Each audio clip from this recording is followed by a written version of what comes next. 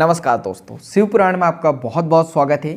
आज हम लोग पढ़ने वाले हैं शिव पुराण की विद्वेश्वर संहिता का 5वां अध्याय शिवलिंग का रहस्य एवं महत्व। तो चलिए शुरू करते हैं। सुत जी कहते हैं, हे शौनक जी, श्रवण, कीर्तन और मनन जैसे साधनों को करना प्रत्येक के लिए सुगम नहीं है, यानी हर व्यक्ति के लिए ये सरल नहीं है।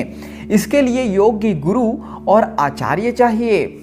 गुरुमुख से सुनी गई वाणी मन की शंकाओं को दग्ध करती है, यानी गुरु के मुख से सुनी गई जो वाणी होती है मन की सारी शंकाओं को मिटा देती है।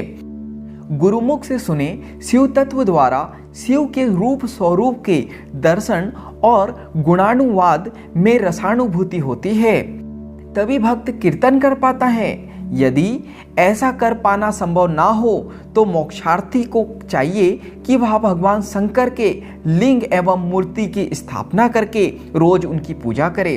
यानी ऐसा कर पाना संभव ना हो, यानी कि कीर्तन नहीं कर पा रहा हो, कोई व्यक्ति श्रवण नहीं कर पा रहा हो, मनन नहीं कर पा रहा हो, और अगर वो मोक्ष को पाना चाहता हो तो उसे भगवान शिव के लिंग की एवं मूर्ति की स्थापना करना चाहिए और रोज उसकी पूजा करना चाहिए। इसे अपनाकर वह इस संसार सागर से पार हो सकता है।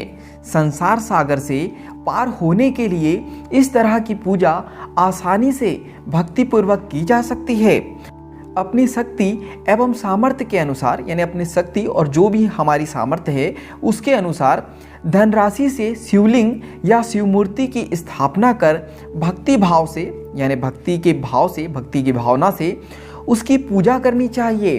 मंडप, गोपुर, तीर्थ, मठ एवं क्षेत्र की स्थापना कर उत्सव का आयोजन करना चाहिए तथा पुष्प, धूप, वस्त्र, गंध, दीप तथा पुआ और तरह तरह के भोजन नैवेद्य के रूप में अर्पित करने चाहिए। श्री शिव जी ब्रह्म रूप और निष्फल अर्थात कला रहित भी है और कला सहित भी है। मनुष्य इन दोनों स्वरूपों की पूजा करते हैं। शंकर जी को ही ब्रह्म पदवी भी प्राप्त है। कलापूर्ण भगवान शिव की मूर्ति पूजा भी मनुष्य द्वारा की जाती है और वेदों ने भी इस तरह की पूजा की आज्ञा प्रदान की है। सनत कुमार जी ने पूछा, हे नंदिकेश्वर, पूर्व काल में यानी पहले के समय में उत्पन्न हुए लिंग बेर अर्थात मूर्ति की उत्पत्ति के संबंध में आप हमें विस्तार से बताए, यानी कि और भी ज्यादा बताए इसके बारे में। नंदिकेश्वर ने बताया, मुनीश्वर, प्राचीन काल में यानी पहले के समय में एक बार ब्रह्मा और विष्णु के मध्य युद्ध हुआ तो उनके बीच स्तंभ रूप में शिव जी प्रकट हुए। यानी जब ब्रह्मा जी और शिव जी का युद्ध हो रहा था तो उसको रोकने के लिए शिव जी वहां पे प्रकट हुए थे। इस तरह उन्होंने पृथ्वीलोक का संरक्षण किया, यानी पृथ्वीलोक को बचाया। उसी दिन से महादेव जी का लिंग के साथ साथ मूर्ति पूजन भी जगत में प्रचलित हो गया।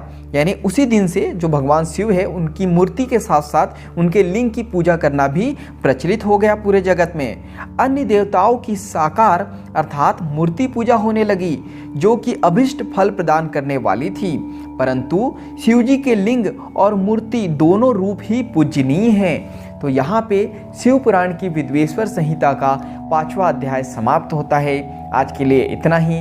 धन्यवाद।